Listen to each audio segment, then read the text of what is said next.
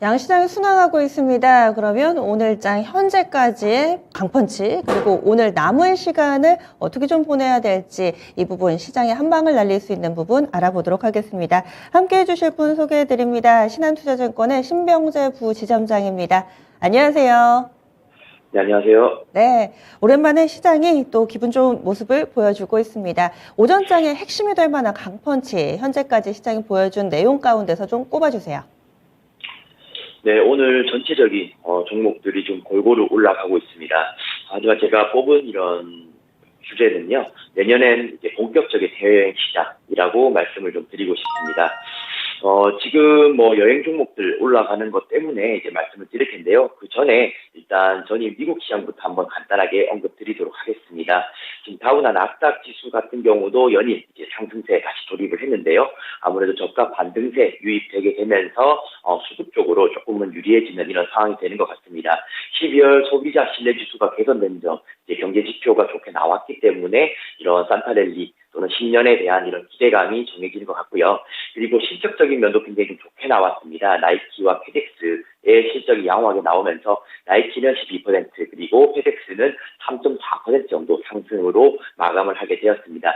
그 외 주요 기술주들 애플이라든지 아마존이라든지 이런 종목들도 상승하게 되었고요. 금융주들까지도 상승을 하게 되면서 그 컬러들이 우리나라 시장에 그대로 반영이 되고 있는 움직임이다라고 보시면 될 것 같습니다. 국내 증시와 이런 커플링 현상이 이제 나타나고 있는 이런 내용이고요. 우리나라 시장만 봤을 때도 달러가 1270원대 이제 내려가게 되면서 글로벌 위험 선호 심리가 굉장히 개선되는 이런 움직임이 나타나고 있습니다. 코스닥이 약 1100개 정도의 종목들이 상승하고 있고요. 코스피 같은 경우는 650개 정도의 종목들이 상승하고 있다라고 보시면 될 것 같습니다. 물론 종목별 차별화가 있겠지만은 어쨌든 전체적인 시장은 올라가고 있다라고 보시면 될 것 같고요. 오늘 주목해서 보시면 될 게 여행 항공 쪽 이런 종목들이다 보시면 됩니다. 특히나 LCC 저비용 항공사 같은 경우는 지금 국제선 승객이 88만 명을 돌파를 하게 되었는데요. 이것은 대한항공과 아시아나항공, 빅2 항공사를 합친 것보다 더 많은 수치다라고 보시면 될 것 같습니다. 빅2 수치를 합쳤을 때 85만 명 수준이었는데 저비용 항공사 5개사를 합쳤을 때는 88만 명 수준으로 나타났다라고 이제 보시면 될 것 같고요. 이 내용에 대한 내용을 좀 살펴보게 되면은 일본 노선에 대한 확대가 조금 나타나지 않았나라고 보고 있습니다. 일본이 지난 10월부터 이제 무비자 개인 여행을 허용하게 되면서 일본에 대한 방문이 좀 더 쉬워지는 이런 내용이 나타나게 되었는데요. 주로 LCC 통해서 방문이 많이 나타난 것으로 집계가 되었습니다. 에어 부산 그리고 제주항공, 진해역 이렇게 차트 보시게 되면은 지금 바닥 다지면서 지금 차트 흐름 굉장히 좋아지는 이런 모습을 보여주고 있고요. 특히나 타픽으로는 제주항공 이렇게 보시면 좋을 것 같습니다. 실적이 일본 노선뿐만 아니라 제주행 여행객이 많이 늘어나게 되면서 그에 따른 이제 수혜도 받게 되는데요. 그러면서 4분기 이런 흑자 재난에 대한 기대감도 솔솔 나오고 있는 이런 상황이다라고 보시면 될 것 같습니다.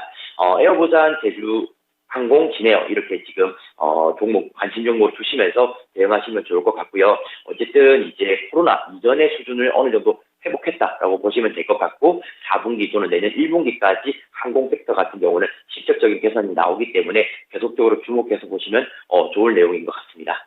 네, 중국에선 코로나가 지금 확대되고 있는 상황인데 이 부분이 변수가 되거나 하지는 않을까요? 어떻게 보세요? 네, 중국에 대한 이야기 계속적으로 나온 것 같습니다. 굉장히 폐쇄 정책을 펼쳤다가 다시금 리오프닝에 대한 이런 내용도 나오고 있는데요. 방역 조치를 완화하게 되면서 제 생각에는 오히려 하늘길이 더 열릴 가능성이 높을 것 같습니다.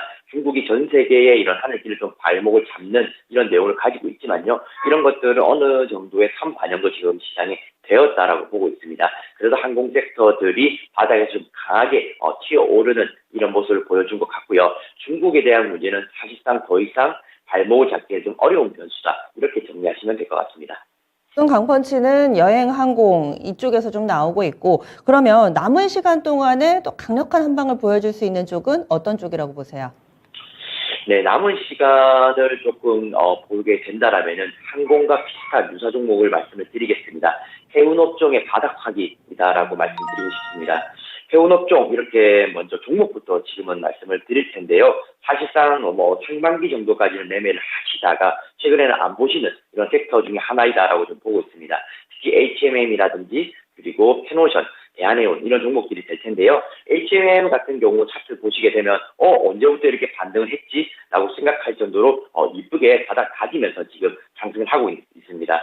2018년부터 HMM 같은 경우는 스크러버 설치가 들어갔는데요. 이 스크러버 같은 경우는 이제 항산화물 같은 것, 오염 물질을 이제 막아주는 걸러내주는 역할을 한다라고 보시면 됩니다. 지금 설치율이 거의 83% 정도 이제 임박했는데요. 전 세계 스크러버 설치율 같은 경우는 31% 수준이기 때문에 평균 수치보다 굉장히 높은 수치다라고 이제 보시면 될 것 같습니다. 제가 이 스크러버 설치를 말씀드리는 이유는 해운업종에서도 친환경에 대한 흐름이 나타나고 있기 때문이다라고 보시면 될 것 같고요. 이 ESG 흐름에 HM은 2018년부터 동행해서 움직이고 있다라고 보시면 될 것 같습니다.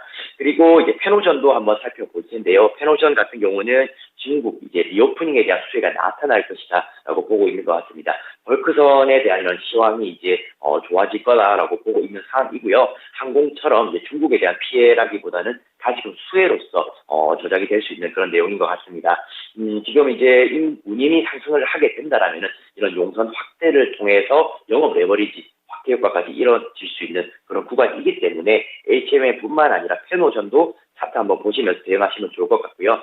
페노전도 마찬가지로 섹터가 움직이듯이 같이 움직이고 있는 상황입니다.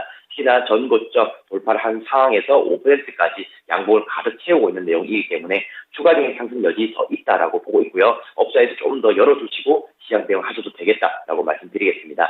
하지만 조금 발목을 잡았던 내용인데요. BDI 지수라고 발식이 운이 지수가 있습니다. 우리가 해운업종 트레이딩 할 때 항상 참고해야 되는 이런 지수인데요.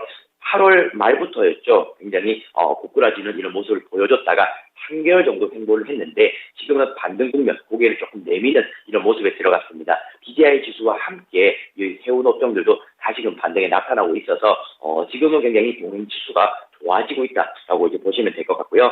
지금 횡보 국면 3개월로 사실상 끝나지는 않을 수도 있습니다. 내년에 BDI 지수가 다시금 추가 하락도 나타날 수 있겠지만은 어느 정도 선반영은 된 주가 차트 모양이지 않겠나라고 보고 있어서 해운업종도 다시금 보셔야 된다라고 말씀드리겠습니다. 특히나 한 번 더 말씀을 드리면은 해운업종에서도 친환경 규제에 대한 이야기 계속적으로 나오고 있는데요. 전 우리 국내 해운사들이 친환경에 대한 흐름 같이 움직이고 있기 때문에 천천히 이제 배를 움직여야 된다라고 보시면 될 것 같습니다. 천천히 이제 배를 움직이게 되면 그만큼 많은 배를 투입해서 운용을 해야 되는 거라서 수익성 개선에도 굉장히 많이 도움이 될 것이다라는 이제 전망이 나타나고 있고요. 이제 메탄올이라든지 암모니아 이런 이제 자원을 바탕으로 해서 아마 선박을 움직이게 될 것 같습니다. 이런 것들까지 완성되게 된다라면은 저는 해운업종도 한 번 더 수익성 내볼 수 있는 그런 섹터이지 않나라고 생각하고 있습니다. 말씀 가운데서 단번에 좀 이해가 안 되는 부분이 천천히 배를 움직이면 수익성이 개선된다고요. 보통은 반대 아닌가요? 빨리빨리 배를 좀 이동을 시켜야지 많은 물량을 빨리 좀 이동을 시키면서 수익도 많이 나지 않을까 이런 생각인데 이 부분 좀 설명해 주세요. 네, 이게 어떻게 보면 빨리빨리 해서 박리담의 형식으로 하는 것도 중요할 수 있지만요.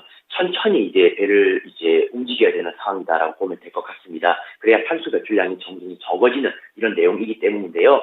천천히 어쨌든 이렇게 배를 운행했을 때 운임 같은 경우는 오히려 더 상승해서 지불할 가능성이 높다라고 보시면 될 것 같습니다. 그래서 똑같은 구간을 운행을 할 때 운임은 더 이제 올라간다라고 보면 될 것 같고요. 그만큼 이제 속도가 느리기 때문에 이 A라는 회사에서 이제 해운사에 주문하는 그런 주문량 자체도 더 늘어날 수밖에 없습니다.